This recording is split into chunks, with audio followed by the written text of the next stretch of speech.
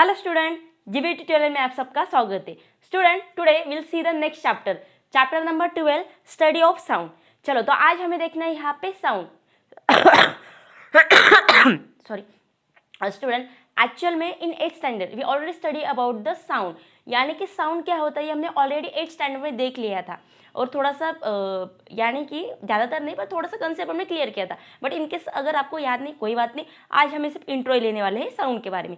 चलो, तो पहले हम यहाँ पे देखेंगे कि साउंड होता क्या है, व्हाट इज़ द साउंड, ठीक है। उसके बाद हम देखेंगे how to generate the sound या how to hearing the sound. हम जो जैसे कि now I am talking with you, जैसे कि मैं अभी आपके साथ बोल रही हूँ और आप अच्छे से मुझे सुन सकते हैं कैसे, ये सब आज हम यहाँ पे देखना है। Clear student? चलो, तो without waste of time let's see the first topic, sound. तो साउंड है क्या यहाँ पे देखो, तो साउंड यानी क्या है, ये एक टाइप की एनर्जी होती है। साउंड ये क्या है, एक टाइप की एनर्जी। यू नो स्टूडेंट, जैसे कि होती है हमारे सोलर एनर्जी होती है, वाइंड एनर्जी होती है, जियोथर्मल एनर्जी, ऐसे यहाँ पे ये भी एक टाइप की एनर्जी होती है।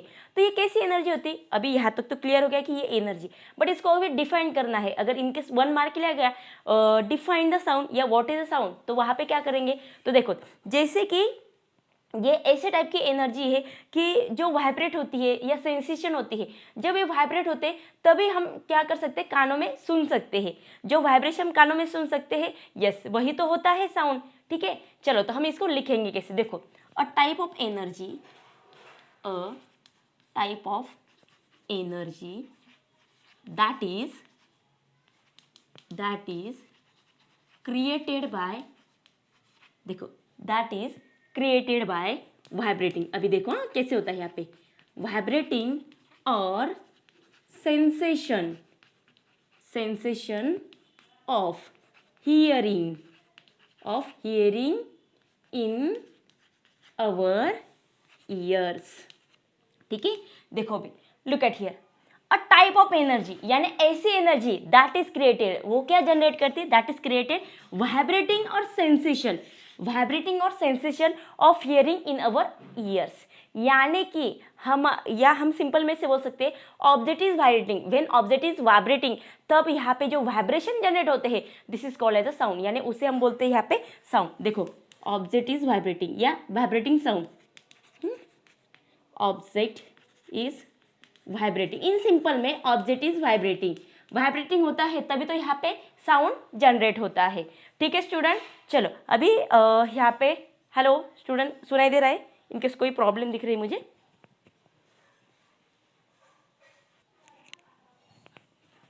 यस, एक्चुअली मुझे लग रहा था कि आवाज़ नहीं आ रही, बट ओके सब।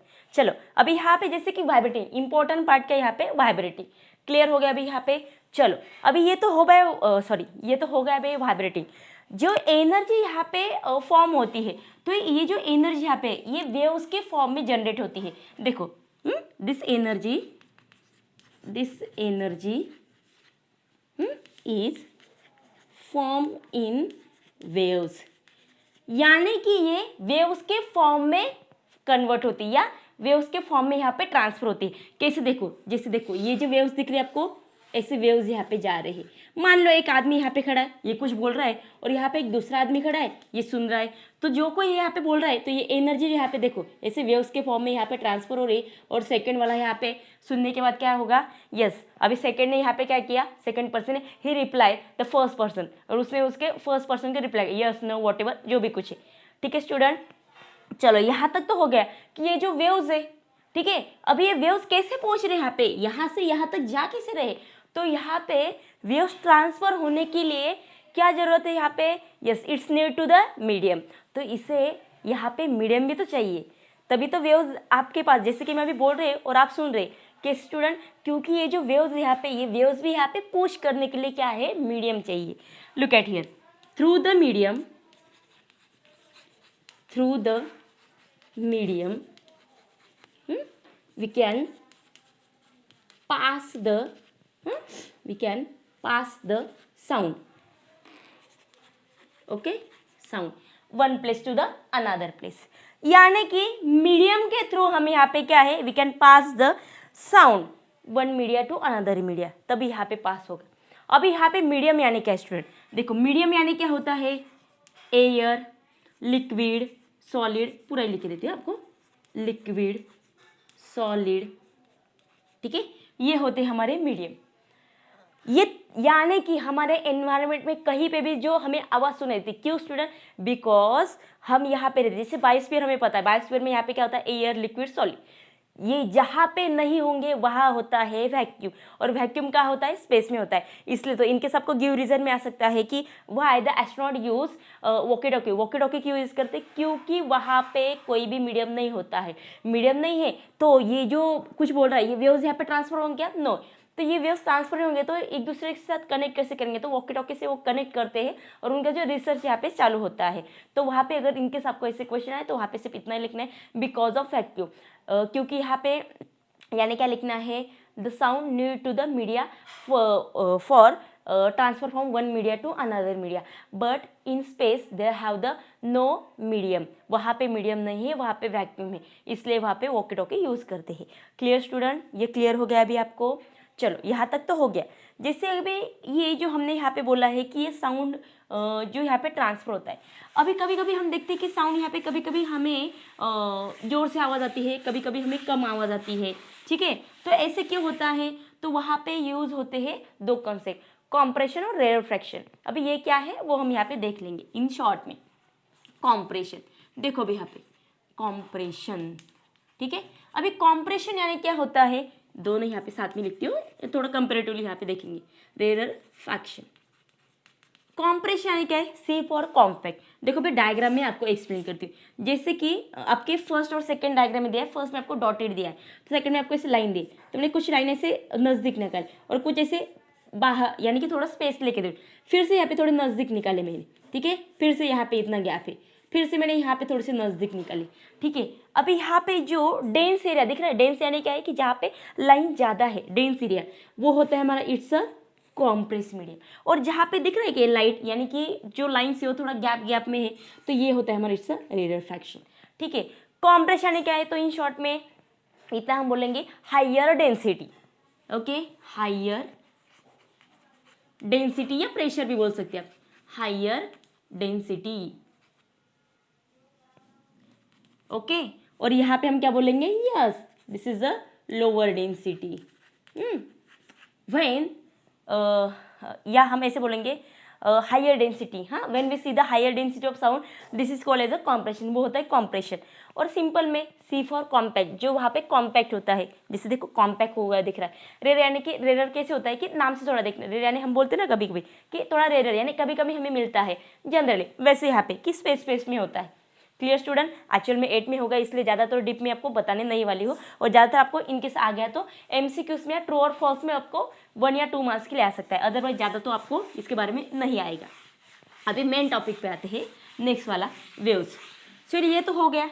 अभी वेव्स के बारे में हम बोल रहे थे। अभी साउंड यहाँ पे कैसे फॉर्म होते हैं? वेव्स के थ्रू आते हैं, ठीक है। अभी ये वेव्स भी दो टाइप के होते हैं हमारे वेव्स, ठीक है। तो फर्स्ट होता है हमारा it's a longitudinal wave, longitudinal waves, और सेकेंड होता है हमारा यहाँ पे transfer waves,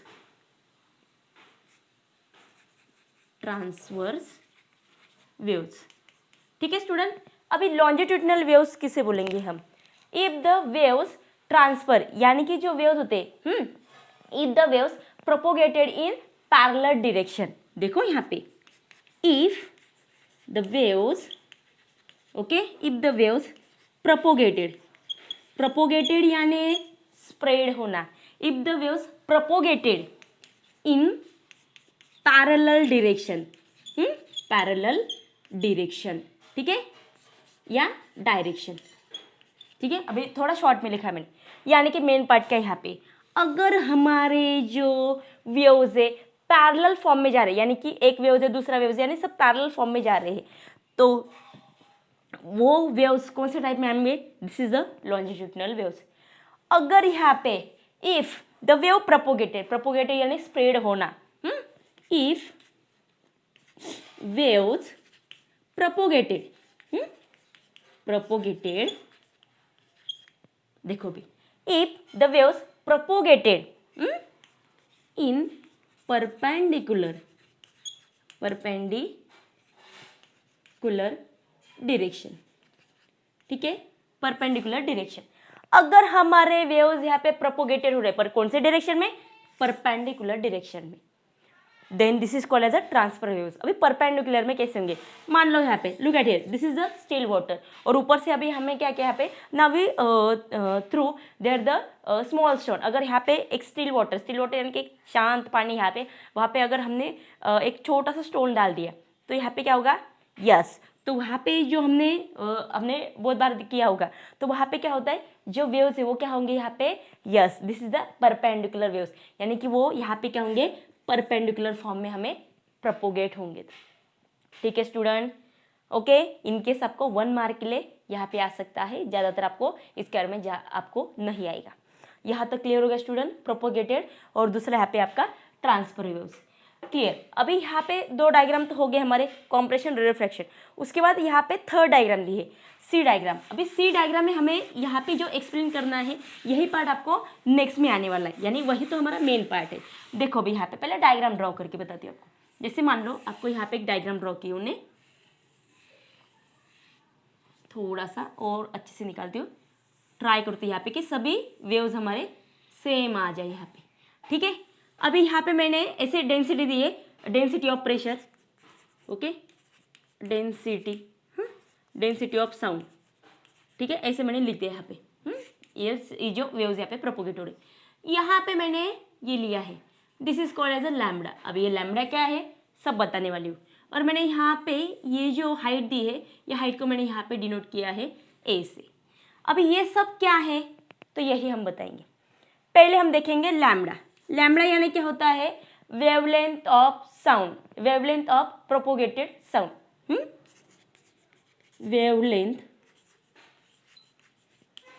wavelength of sound, यानी कि वेवलेंथ ऑफ साउंड, साउंड की जो वेवलेंथ है ये होती है लैम्बडा, यानी कि ये उल्टा जो वाई है उसे डिनोट करते हैं। ठीक है स्टूडेंट, उसके बाद नेक्स्ट वाला ए फॉर एम्पलीट्यूड, ठीक है, जो ए से डिनोट करते हैं। एम्पलीट्यूड यानी क्या होता है, एम्पलीट्यूड यानी सिंपल में हम ऐसे बोल सकते हैं कि डेंसिटी, मैक्सिमम और मिनिमम डेंसिटी, यानी क्या, देखो अभी स्टेप बाय स्टेप बताती हूँ। यहाँ पे मैक्स और मिनिमम डेंसिटी, यानी मेन क्या, मैक्स और मिनिमम डेंसिटी यानी क्या, तो एक्चुअल में ये एम्पलीट्यूड कहाँ यूज होता है, इज डिटरमाइन द स्ट्रेंथ और लाउडनेस। यानी देखो जैसे कि मान लो अभी यहाँ पे ऐसे दिया है और दूसरे मैंने ऐसे निकाली एक, अभी यहाँ पे ये जो दिख रहा है क्या, ये ए, तो ये जो दिख रहा है आपको ये एम्पलीट्यूड, ये बड़ी है या ये बड़ी है, ऑब्वियसली आप बोलो कि मैडम ये बड़ी है, ठीक है, यानी कि जितनी बड़ी एम्पलीट्यूड होगी उतना साउंड का लाउडनेस ज़्यादा होगा। लुक एट हियर, सो इसलिए हम यहाँ पे बोलेंगे डिटरमाइन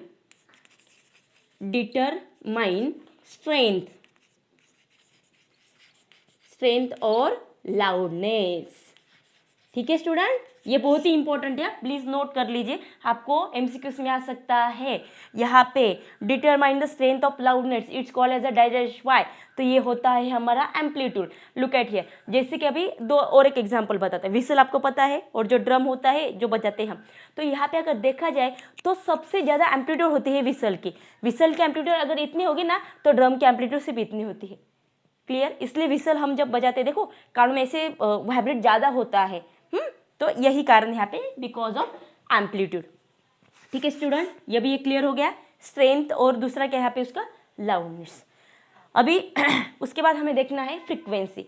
तो फ्रीक्वेंसी क्या होती है, देखो अभी कहाँ लिखो, अभी ऊपर ही लिखती हूँ अभी, चलो, क्योंकि ये हर एक टॉपिक आपके लिए इम्पोर्टेंट है। ये मैंने यहाँ पे ऐसे एरो कर देती हूँ, ये आपको लिखना है। एम्पलीट्यूड हो गया, अभी यहाँ पे देखेंगे फ्रीक्वेंसी। फ्रीक्वेंसी क्या होती है, फ्रीक्वेंसी देखो स्टूडेंट, अभी जैसे हम देखते हैं वुमेन, मैन और वुमेन दोनों का आवाज़ सेम होता है क्या स्टूडेंट, नहीं, और छोटे बच्चों का, उनका तो सेम नहीं होता है बिकॉज ऑफ फ्रीक्वेंसी।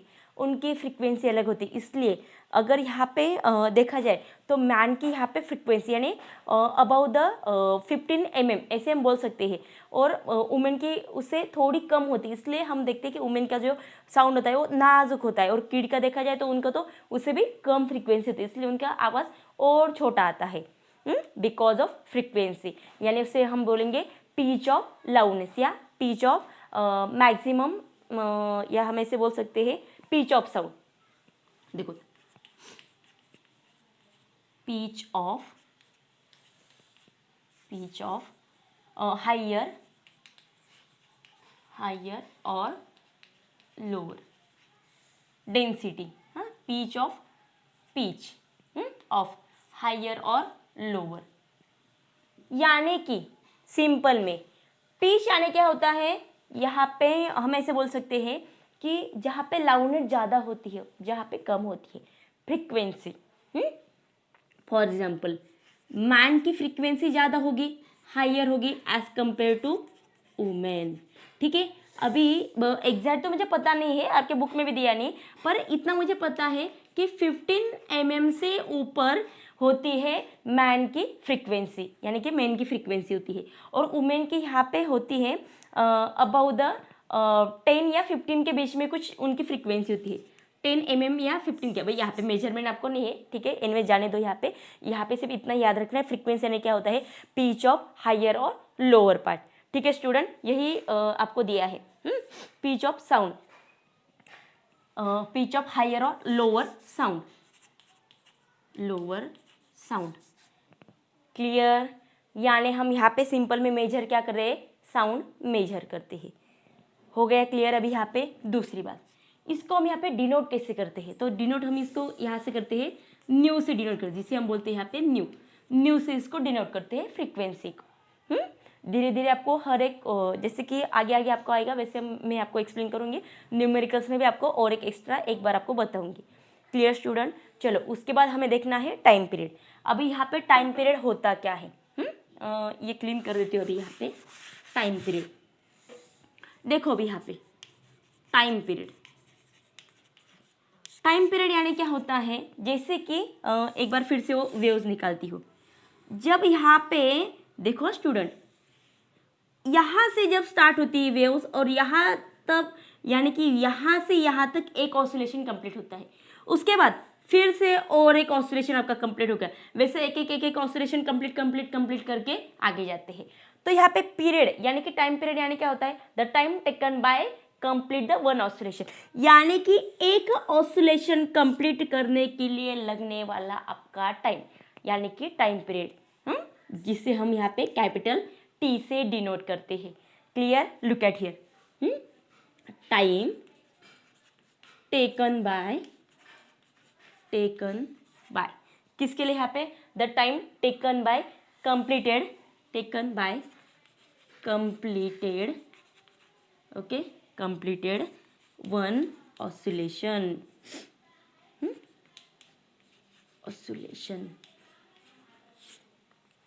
ठीक है स्टूडेंट? ओके, जैसे कि हाँ आपके बुक में थोड़ा सा अलग सा दिया है, बट मेन पार्ट क्या, हमें कीवर्ड समझना है, अंडरस्टैंड करना है। ऑसिलेशन एक कंप्लीट होता है, उसके लगने वाला यहाँ पे time taken by completed one oscillation, this is called as a time period. टाइम पीरियड से रिलेटेड भी आपको न्यूमेरिकल्स आने वाले, डोंट वरी, वो भी हम देखने वाले।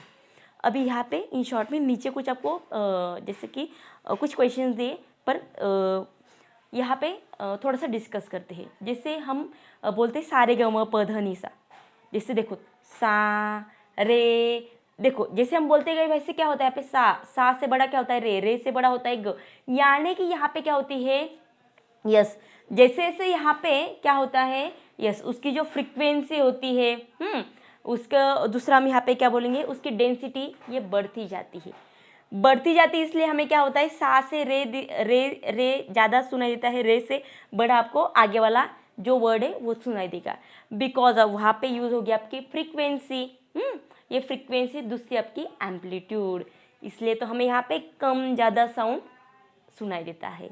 Clear student? देखो आज हमने क्या देखा, साउंड के बारे में देखा, साउंड होता क्या है, दूसरा उसके बाद हमने देखा कॉम्प्रेशन, रेयरफैक्शन, देन उसके बाद टाइप ऑफ वेव्स जैसे कि लॉन्जिट्यूडनल है, ट्रांसफर वेव्स है, पैरेलल, देन परपेंडिकुलर ट्रांसफर वाला। उसके बाद हमने देखा था जो सिंपल आपकी वेव्स है उसको हमने एक्सप्लेन किया, उसमें आपको दिया है वेवलेंथ, वेवलेंथ जो हम लैम्बडा, वेवलेंथ ऑफ साउंड जो हम यहाँ पे लैम्बडा से डिनोट करते हैं। उसके बाद हमने देखी यहाँ पे उसकी एम्पलीट्यूड, जितनी बड़ी हाइट होगी वेव्स की वो होती है उसकी एम्पलीट्यूड, उतना बड़ा आवाज़, अगर जितनी यहाँ पे हाइट कम उतना यहाँ पे आवाज़ कम होगा, ठीक है, यानी हाइयर या लोअर डेंसिटी। यानी वहाँ पे हम डिटरमाइन क्या करते हैं, लाउडनेस कम है या ज़्यादा है। उसके बाद हमने देखी यहाँ पे फ्रीक्वेंसी जो न्यू से डिनोट करते हैं, यानी क्या होता है, पिच ऑफ साउंड, ठीक है, हाइयर लोअर, वहाँ पे एग्जाम्पल आएगा मैन और वुमेन का। उसके बाद हमने देखा टाइम पीरियड, एक ऑसिलेशन कंप्लीट करने के लिए जो टाइम लगता है this is called as a time period. Clear student, आज के लिए हम यहाँ पे रुकने वाले हैं। यहाँ पे हमने जो भी पॉइंट देखे प्लीज़ नोट कर लीजिए, ये सब आपको बाद में काम आने वाले हैं। चलो आज हम यहाँ पे रुकते हैं, थैंक यू।